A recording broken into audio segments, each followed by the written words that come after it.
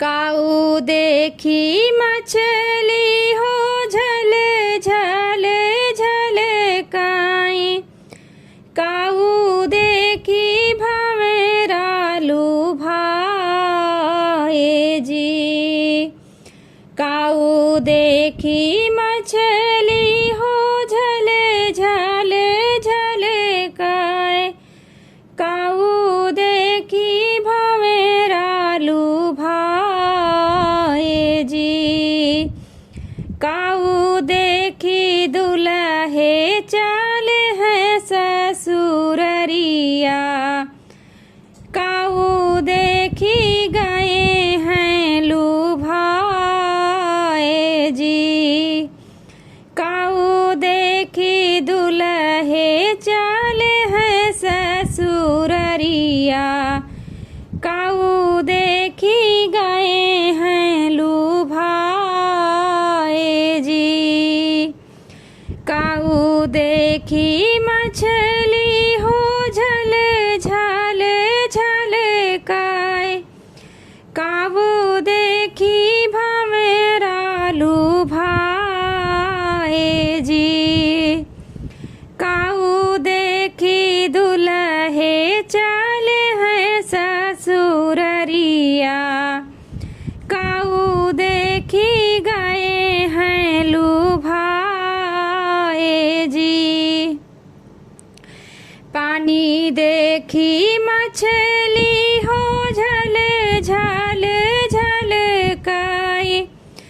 फूल देखी भंवरालू भाए जी। पानी देखी मछली हो झल झल झल काए।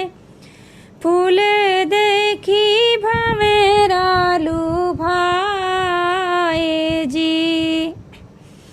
साली देखी दुल्हे चले हैं ससुररिया।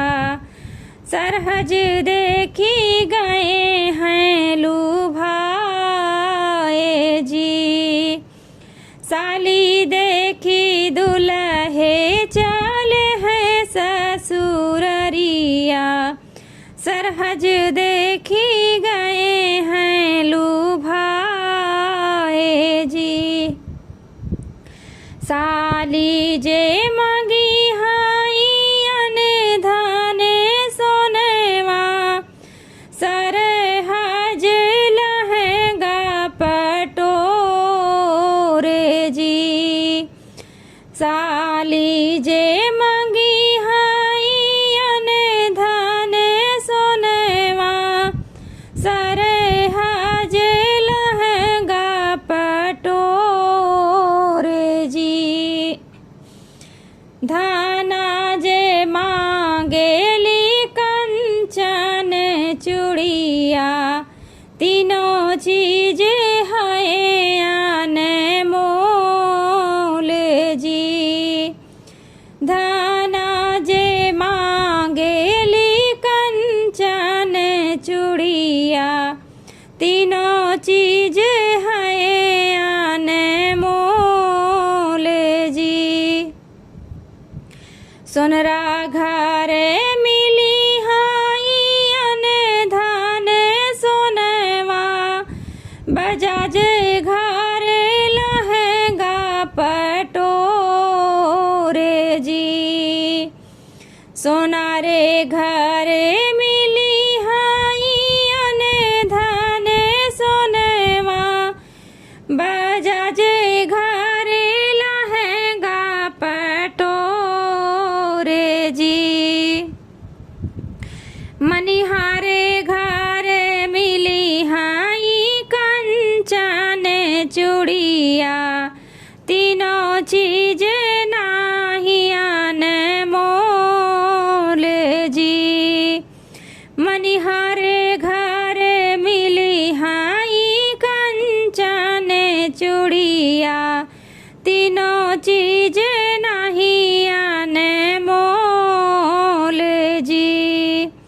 मनिहारे घर मिली हाई कंचन चूड़िया। तीनों चीज